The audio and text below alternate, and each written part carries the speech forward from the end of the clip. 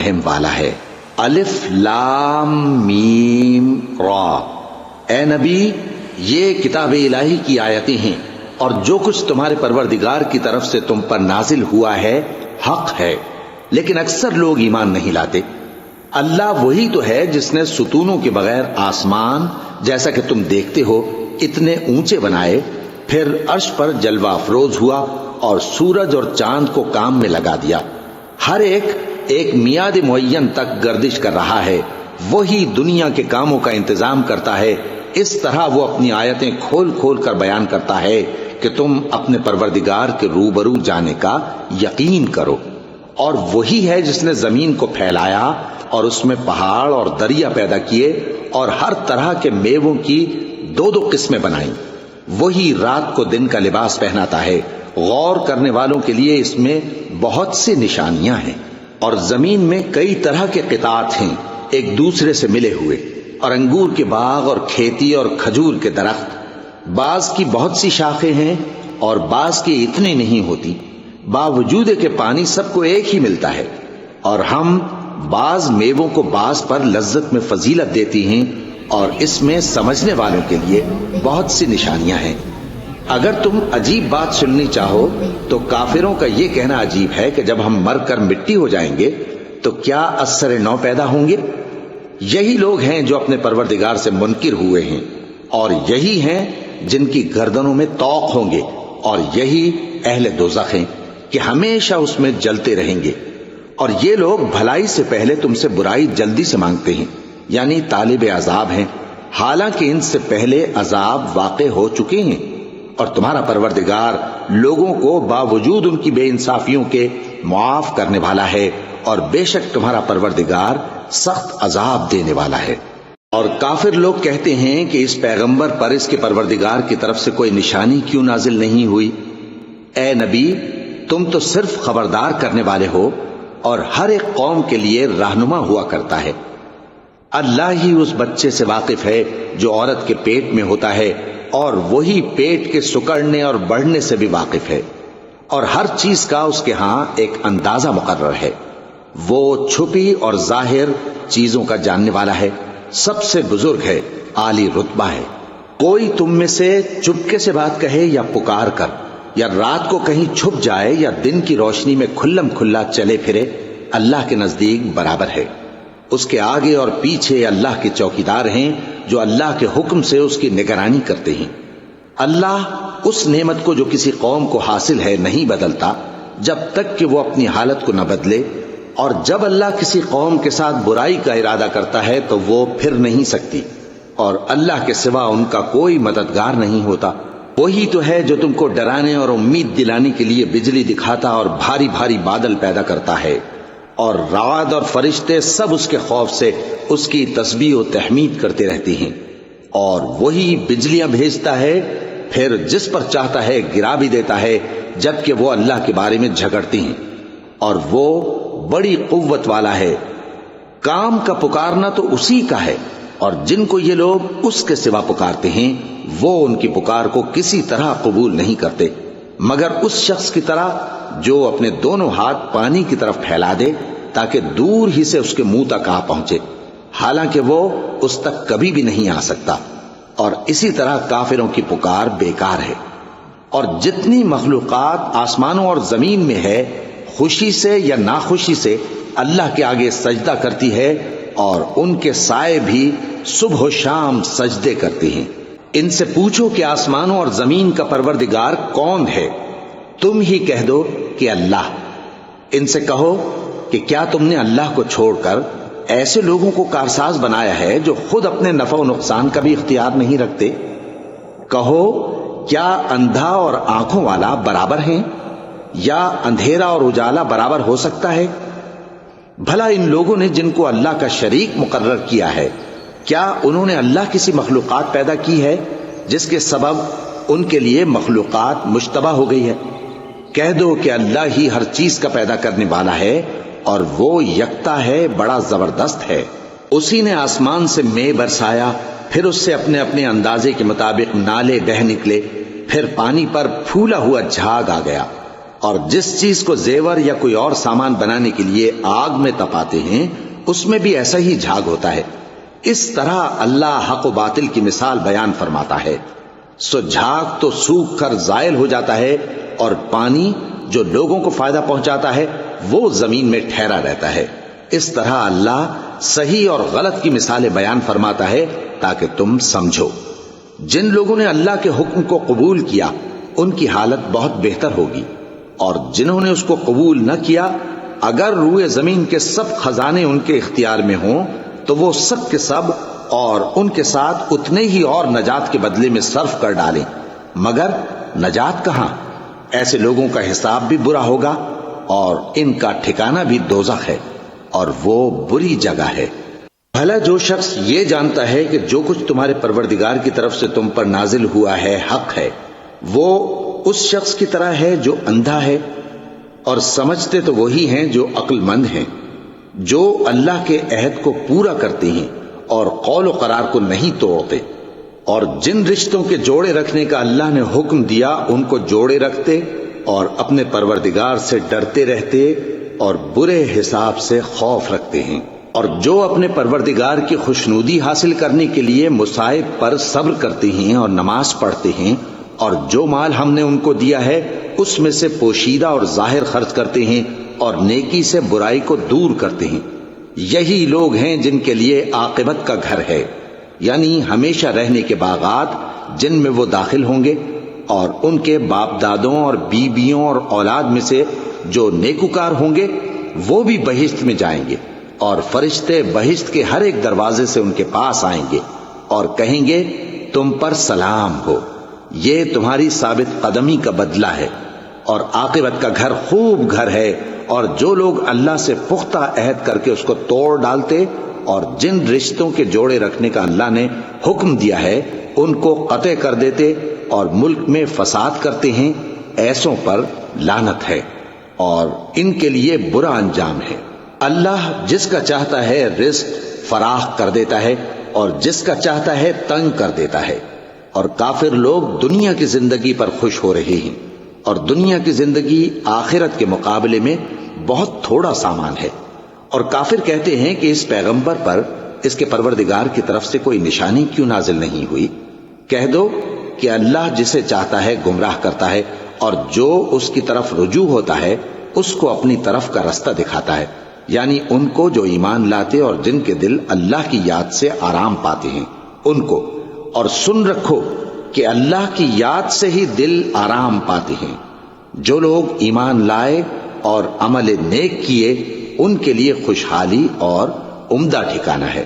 جس طرح ہم پہلے پیغمبر بھیجتے رہے ہیں اسی طرح اے نبی ہم نے تم کو اس امت میں جس سے پہلے بہت سی امتیں گزر چکی ہیں بھیجا ہے، تاکہ تم ان کو وہ کتاب جو ہم نے تمہاری طرف بھیجی ہے پڑھ کر سنا دو۔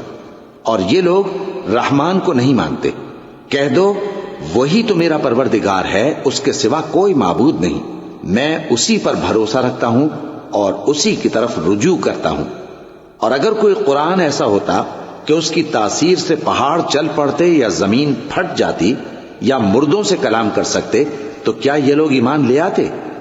بات یہ ہے کہ سب باتیں اللہ کے اختیار میں ہیں، تو کیا مومنوں کو اس سے اطمینان نہیں ہوا کہ اگر اللہ چاہتا تو سب لوگوں کو ہدایت کے رستے پر چلا دیتا؟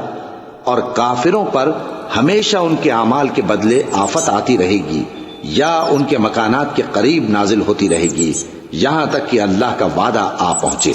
بے شک اللہ وعدہ خلاف نہیں کرتا۔ اور تم سے پہلے بھی رسولوں کے ساتھ تمسخر ہوتے رہے ہیں، تو میں نے کافروں کو مہلت دی، پھر میں نے ان کو پکڑ لیا۔ سو دیکھ لو کہ میرا عذاب کیسا رہا۔ تو کیا وہ جو ہر شخص کے اعمال کا نگراں و نگہبان ہے وہ بتوں کی طرح بے علم و بے خبر ہو سکتا ہے؟ اور ان لوگوں نے اللہ کے شریک مقرر کر رکھے ہیں۔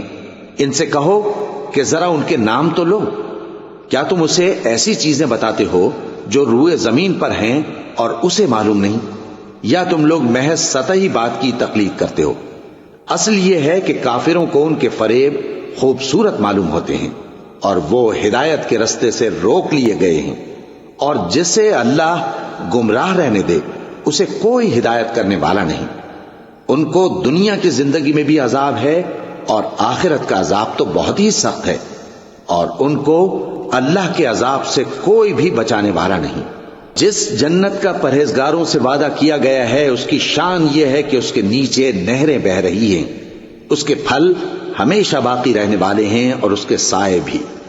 یہ ان لوگوں کا انجام ہے جو متقی ہیں، اور کافروں کا انجام دوزخ ہے۔ اور جن لوگوں کو ہم نے کتاب دی ہے وہ اس کتاب سے جو تم پر نازل ہوئی ہے خوش ہوتی ہیں، اور بعض فرقے اس کی بعض باتیں نہیں بھی مانتے۔ کہہ دو کہ مجھ کو یہی حکم ہوا ہے کہ اللہ ہی کی عبادت کروں اور اس کے ساتھ کسی کو شریک نہ بناؤں۔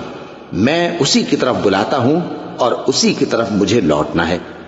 اور اسی طرح ہم نے اس قرآن کو عربی زبان کا فرمان بنا کر نازل کیا ہے، اور اگر تم علم آ جانے کے بعد ان لوگوں کی خواہشوں کے پیچھے چلو گے تو اللہ کے سامنے کوئی نہ تمہارا مددگار ہوگا اور نہ کوئی بچانے والا۔ اور اے نبی، ہم نے تم سے پہلے بھی پیغمبر بھیجے تھے اور ان کو بیویاں اور اولاد بھی دی تھیں، اور کسی پیغمبر کے اختیار کی بات نہ تھی کہ اللہ کے حکم کے بغیر کوئی نشانی لے آتا۔ ہر حکم قضا کتاب میں لکھا ہوا ہے۔ اللہ جس چیز کو چاہتا ہے مٹا دیتا ہے اور جس کو چاہتا ہے باقی رکھتا ہے، اور اسی کے پاس اصل کتاب ہے۔ اور اگر ہم کوئی عذاب جس کا ان لوگوں سے وعدہ کرتے ہیں تمہیں دکھائیں، یعنی تمہارے روبرو ان پر نازل کریں، یا تمہاری مدت حیات پوری کر دیں، یعنی تمہارے انتقال کے بعد عذاب بھیجیں، تو تمہارا کام ہمارے احکام کا پہنچا دینا ہے اور ہمارا کام حساب لینا ہے۔ کیا انہوں نے نہیں دیکھا کہ ہم زمین کو اس کے کناروں سے گھٹاتے چلے آ رہے ہیں، اور اللہ جیسا چاہتا ہے حکم کرتا ہے، کوئی اس کے حکم کا رد کرنے والا نہیں، اور وہ جلد حساب لینے والا ہے۔ جو لوگ ان سے پہلے تھے وہ بھی بہتیری تدبیریں کرتے رہے ہیں، سو تدبیر تو سب اللہ ہی کی ہوتی ہے۔ ہر شخص جو کچھ کر رہا ہے اللہ اسے جانتا ہے، اور کافر جلد معلوم کر لیں گے کہ آخرت میں اچھا انجام کس کے لیے ہوتا ہے۔ اور کافر لوگ کہتے ہیں کہ تم پیغمبر نہیں ہو۔ کہہ دو کہ میرے اور تمہارے درمیان اللہ اور وہ شخص جس کے پاس کتاب آسمانی کا علم ہے بطور گواہ کافی ہے۔ شروع اللہ کا نام لے کر جو بڑا مہربان نہایت رحم والا ہے۔ الف لام را، یہ ایک پر نور کتاب ہے، اس کو ہم نے تم پر اس لیے نازل کیا ہے کہ تم لوگوں کو اندھیروں سے نکال کر روشنی کی طرف لے جاؤ، یعنی ان کے پروردگار کے حکم سے عزت والے خوبیوں والے مالک کے راستے کی طرف، یعنی اس اللہ کے راستے کی طرف کہ جو کچھ آسمانوں اور زمین میں ہے سب اسی کا ہے۔ اور ان کافروں کے لیے عذاب شدید کی وجہ سے تباہی اور بربادی مقدر ہے، جو آخرت کے مقابلے میں دنیاوی زندگی کو پسند کرتے اور لوگوں کو اللہ کے راستے سے روکتے اور اس میں کجی چاہتے ہیں۔ یہ لوگ بڑے دور کی گمراہی میں ہیں، اور ہم نے کوئی پیغمبر نہیں بھیجا مگر وہ اپنی قوم کی زبان بولتا تھا تاکہ انہیں احکام الہی کھول کھول کر بتا دے۔ پھر اللہ جسے چاہتا ہے گمراہ رہنے دیتا ہے اور جسے چاہتا ہے ہدایت دیتا ہے، اور وہ غالب ہے، حکمت والا ہے۔ اور ہم نے موسیٰ کو اپنی نشانیاں دے کر بھیجا کہ اپنی قوم کو تاریکیوں سے نکال کر روشنی میں لے جاؤ، اور ان کو اللہ کے دن یاد دلاؤ، اور اس میں ان لوگوں کے لیے جو صابر و شاکر ہیں نشانیاں ہیں۔ اور جب موسیٰ نے اپنی قوم سے کہا کہ اللہ نے جو تم پر مہربانیاں کی ہیں ان کو یاد کرو، جبکہ اس نے تم کو فرعون کی قوم سے رہائی بخشی، وہ لوگ تمہیں برے برے عذاب دیتے تھے اور تمہارے بیٹوں کو مار ڈالتے تھے اور تمہاری لڑکیوں کو زندہ رہنے دیتے تھے، اور اس میں تمہارے پروردگار کی طرف سے بڑی آزمائش تھی۔ اور جب تمہارے پروردگار نے تم کو آگاہ کیا کہ اگر شکر کرو گے تو میں تمہیں زیادہ دوں گا، اور اگر ناشکری کرو گے تو یاد رکھو کہ میرا عذاب بھی سخت ہے۔ اور موسیٰ نے صاف صاف کہہ دیا کہ اگر تم اور جتنے اور لوگ زمین میں ہیں سب کے سب ناشکری کرو تو بھی اللہ بے نیاز ہے، قابل تعریف ہے۔ بھلا تم کو ان لوگوں کے حالات کی خبر نہیں پہنچی جو تم سے پہلے تھے، یعنی نوح اور عاد اور سمود کی قوم اور جو ان کے بعد تھے، جن کا علم اللہ کے سوا کسی کو نہیں۔ جب ان کے پاس ان کے پیغمبر نشانیاں لے کر آئے تو انہوں نے اپنے ہاتھ ان کے منہوں پر رکھ دیے کہ خاموش رہو، اور کہنے لگے کہ ہم تو تمہاری رسالت کو تسلیم نہیں کرتے، اور جس چیز کی طرف تم ہمیں بلاتے ہو ہم کو اس میں بھاری شک ہے۔ ان کے پیغمبروں نے کہا، کیا تم کو اللہ کے بارے میں شک ہے جو آسمانوں اور زمین کا پیدا کرنے والا ہے؟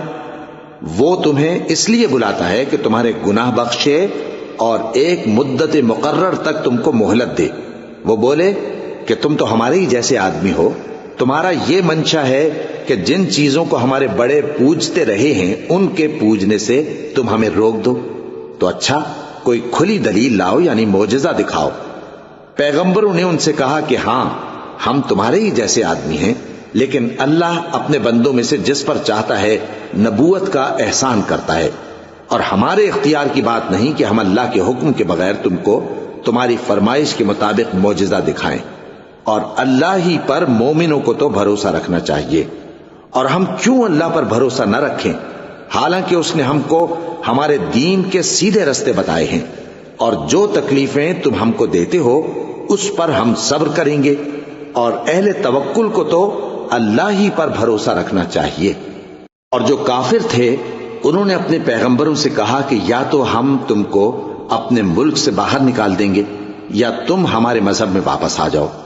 بس ان کے پروردگار نے ان کی طرف وحی بھیجی کہ ہم ظالموں کو ہلاک کر دیں گے اور ان کے بعد تم کو اس زمین میں آباد کر دیں گے۔ یہ اس شخص کے لیے ہے جو قیامت کے روز میرے سامنے کھڑے ہونے سے ڈرے اور میرے عذاب سے خوف کرے۔ اور پیغمبروں نے اللہ سے فتح چاہی اور ہر سرکش ضدی نامراد رہ گیا۔